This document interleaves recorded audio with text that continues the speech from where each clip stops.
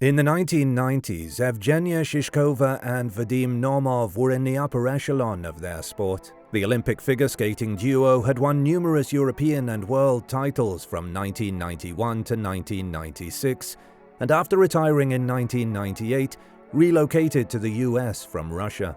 In the US, the couple became highly respected coaches at the Skating Club of Boston, mentoring a new generation of figure skaters. On January 29, 2025, the Normovs and 26 US figure skating athletes, coaches, and family members sat on a plane, excitedly waiting to go home after a national development camp. The skaters and 39 others would never make it home that evening. Welcome to Bad Things. Join us as we look at what is now known as the 2025 Potomac River mid-air collision. We will show you what happened minute by minute in the deadly Washington, D.C. mid-air collision, some of the theories on the cause of this disaster, and what most likely happened in one of the most horrific air accidents on American soil in the last 25 years.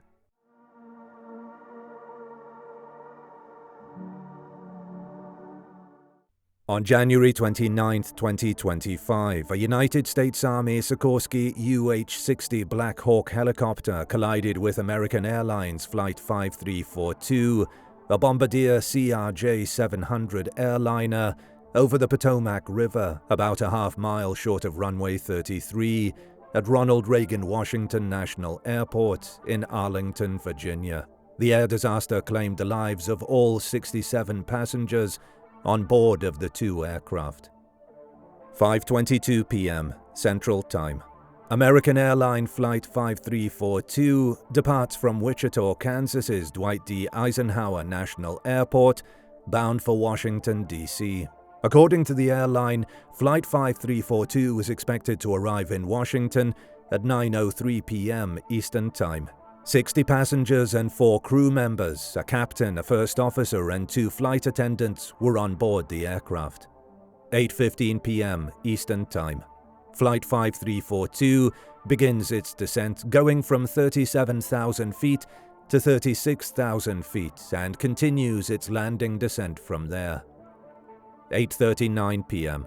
A United States Army Sikorsky UH-60 Black Hawk helicopter, commandeered by Captain Rebecca Loback, Chief Warrant Officer Andrew Eves, and Staff Sergeant Ryan O'Hara, takes off from Davison Army Airfield in Fairfax County, Virginia.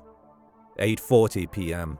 Flight 5342 starts its approach to Ronald Reagan Washington National Airport, runway 33, after a request from Air Traffic Control a few minutes earlier to deviate from its planned runway 1 landing flight plan. Controllers authorized the airplane to land, and flight tracking sites showed the airliner adjusting its approach to the new runway.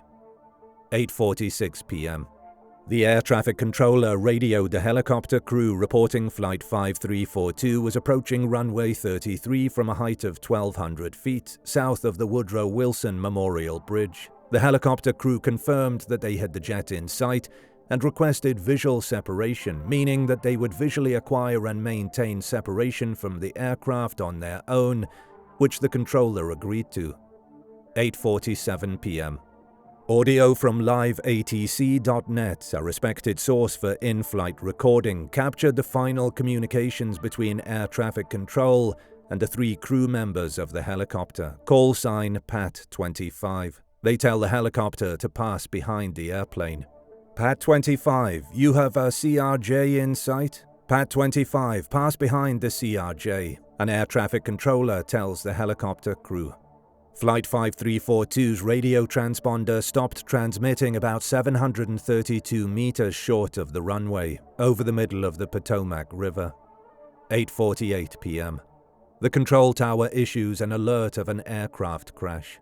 Crash, crash, crash. This is an Alert 3, an air traffic controller can be heard saying in the audio from around the time of the crash. 8:58 p.m. By 8:58 p.m., the first emergency units arrived at the scene and identified the aircraft in the water. Fireboats and divers were assigned to search for casualties and survivors. Cold temperatures, excessive winds, ice, and murky water made rescue operations problematic. The water temperature around the impact scene was measured at a chilly 35 degrees Fahrenheit. By January 30th, the rescue effort had evolved into a recovery mission. On February 4th, all bodies have been retrieved from the Potomac River.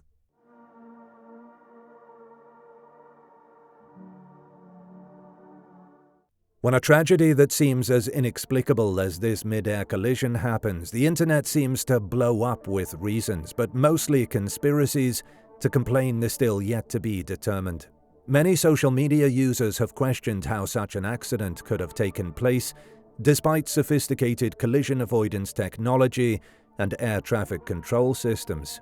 Despite continuing investigation by the Army and the Defense Department, conspiracy theories have gained traction online, with some claiming the accident was intentional.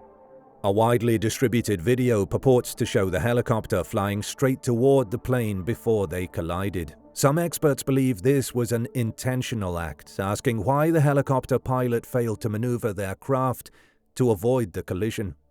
Nico Cole at Schmutzky174 posted, "This plane crash is so strange. Something is off. A Black Hawk not having alarms going, 3 soldiers not seeing a effing commercial plane, an Army pilot who doesn't understand how to navigate close to an airport, even if training. Yeah, this smells bad." David Nino Rodriguez at Nino Boxer was one of the commentators alluding to this theory when he posted on X, saying, "I want to know who was on that passenger plane that crashed." The allegation of a conspiracy was strengthened when billionaire hedge fund manager Bill Ackman made a now-deleted remark on X, implying that the collision was the result of terrorism. How does an incredibly maneuverable military helicopter fly into a regional aircraft by accident with all of the sensors and warning devices designed to prevent an accident like this one? Ackman wrote, "It sounds more like terrorism than an accident." Though he eventually deleted the tweet, screenshots were circulated widely, sparking a backlash from those who condemned his comments. The incident has spurred further theories as internet users examined footage captured by a webcam at the John F. Kennedy Center for the Performing Arts. Some said the helicopter looked to be chasing the passenger plane as it neared the airport. One ex-user described the scenario as a 1970s-style assassination. Queer Lips of Truth 2 at QLOT2 wrote, "This looks to me like that Black Hawk helicopter was chasing the plane as it approached landing. Something is off and looks like a 1970s-style assassination of an African leader. Who were the people on that plane? That helicopter was up to something. And, by the way, why didn't Control Tower say something and tell the CRJ to abort landing or make a major maneuver? Major questions to be answered. Major. The cause and investigation of accidents like these may take several years to conclude, so all of these theories are just that, theories."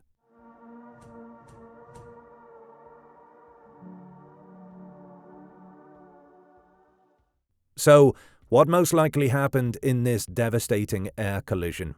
As investigators sift through the causes of this disaster, early indications point to a perfect storm of tragic human errors, including potential air traffic control staffing shortages, deviations in the helicopter's flight path, and the increasing challenges posed by the heavily congested airspace surrounding America's major airports. Staff issues. According to reports, staffing shortages at Reagan National Airport's Air Traffic Control Tower may have led to the deadly incident. According to the New York Times, citing a source informed on the situation and an internal preliminary FAA safety investigation, a supervisor on the night of the incident let an air traffic controller leave before the conclusion of their shift. As a consequence, a single controller was responsible for both helicopter and airline traffic, which ordinarily requires 2 controllers.